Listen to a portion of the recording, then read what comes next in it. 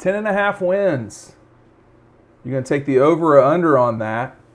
That's the line that's come out from Caesars this week. Dean Legge from Dog Post, making you a smarter Georgia fan. You know what over under is. That means is something going to go over, something going to go under a particular line. And for Georgia, that's 10.5 wins, which is, as usual with Las Vegas, they get it about exactly correct. 10.5 wins. When you look at Georgia's schedule, the Clemson game jumps out.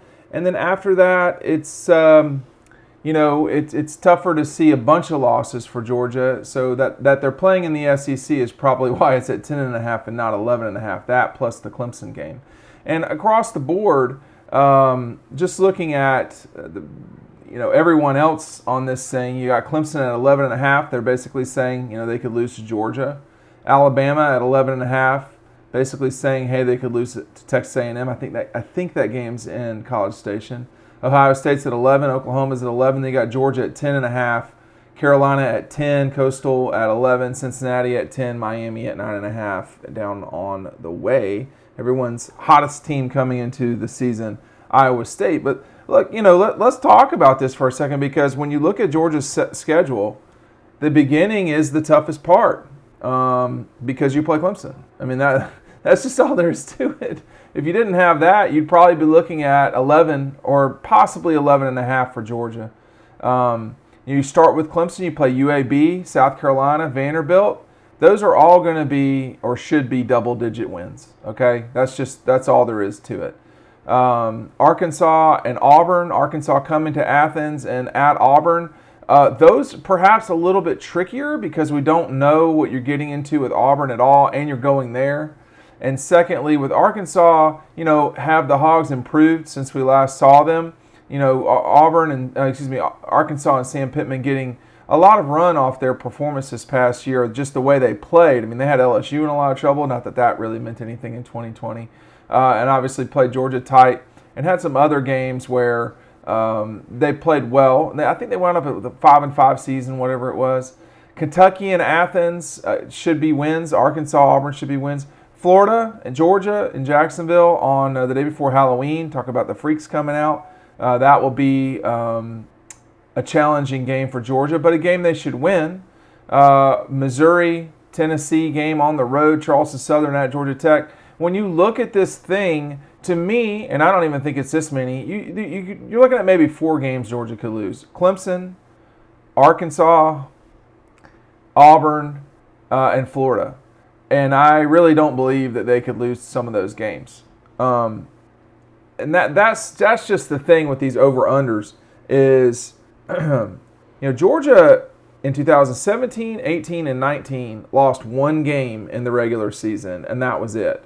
So now I'm going off memory here, but 17 they lost to Auburn on the road. 18 they lost to LSU on the road. And then 19 they lost to South Carolina at home, which was bizarre. So, if you want to say, well, they're playing Clemson, well, all right. Well, they played Notre Dame in 17. They played Notre Dame in 19. In 18, they did not have a challenging out-of-conference game. So in 18, maybe there could have been a case for a higher over-under. But I don't know, really. 10.5, when you look at the fact that Georgia has, dropped a game in league play every single year, since Kirby's been the head coach in league play, and you're adding Clemson, then that's why you're at 10.5. And if you're going to bet the over, you're going to almost certainly have to beat Clemson. I mean, they're going to have to beat Clemson anyway. But as a bettor, you really need that win, because if you get that, I think you're good. I mean, to me, this play is all about the first game of the year. Because if they, I just don't, no matter if they beat Clemson or not, I don't see them losing 2 other games. I mean, it's, you're talking about Florida as being the biggest challenge, and I think Auburn on the road and Arkansas. Those are 2 things that, really should concern you to some degree. Like, you're going to have to really play. That's not going to be Tennessee changing coaches, Carolina, UAB, Vandy changing coaches. Kentucky's going to be a real physical fight. You're going to have to punch someone in the face that game, literally, figuratively. but they should win that game. So there are all these games that they should win, and really the over/under comes down to that game. I think for Bama, it comes down to the A&M game. I think for Clemson, quite clearly, it comes down to the Georgia game, because if they lose that game, then you don't cover that line. That they are a 3-point favorite, or have been, or were. I don't know where the lines. See, that they come out in the spring just to get kind of lubricated action. We will know what the real lines are as the casinos, the offshore folks put them out. 3-point line it's not quite a coin flip, but it's in that range. So that's a dicey. That's a dicey question. If you really think Clemson's going to beat Georgia, then I would certainly. Even in that scenario, Clemson lost another game last year. They've only been undefeated once an entire season. They had the 15 season they went undefeated in their regular season. They do not play North Carolina. Alabama plays the Gators. I don't see them losing to them. I mean, I just don't see it. So there's a lot going on there. Now, I want to. I don't see a lot of games where Georgia could just suddenly lose. And everybody that says, well, what about the South Carolina game in 2019? Yeah, okay. I mean, that happened. That's a one-time scenario. You talk about that. Speaking of Clemson, I mean, how many just random games have they lost in really their glory years? So more than one. I can tell you that right now. The Syracuse game was puzzling. The Pittsburgh game kind of made no sense. They've lost another one in there too.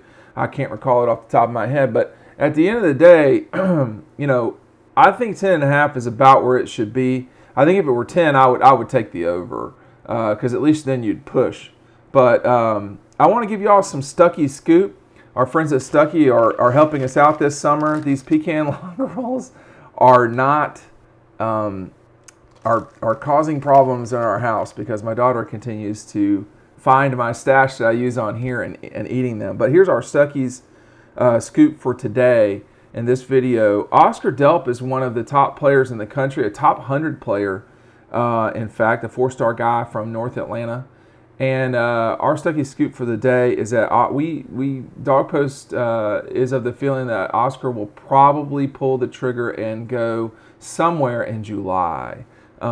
He's a guy, I can tell you right now, that Georgia's staff has coveted for some time, and he's someone that people around the league feel like can really be a difference maker. I do know that with Eric Gilbert coming in, they made certain, Georgia, to tell Oscar's family and Oscar himself that Eric Gilbert would not be playing tight end, which he's not. He's listed as a wide receiver. So, when I bite into that pecan log roll from Stuckey's, it's a very worth the bite, put it to you that way. And I hope that our Stuckey's scoop is worth the bite every single week here on Dog Post. Thanks for joining me. We'll see you over on the website.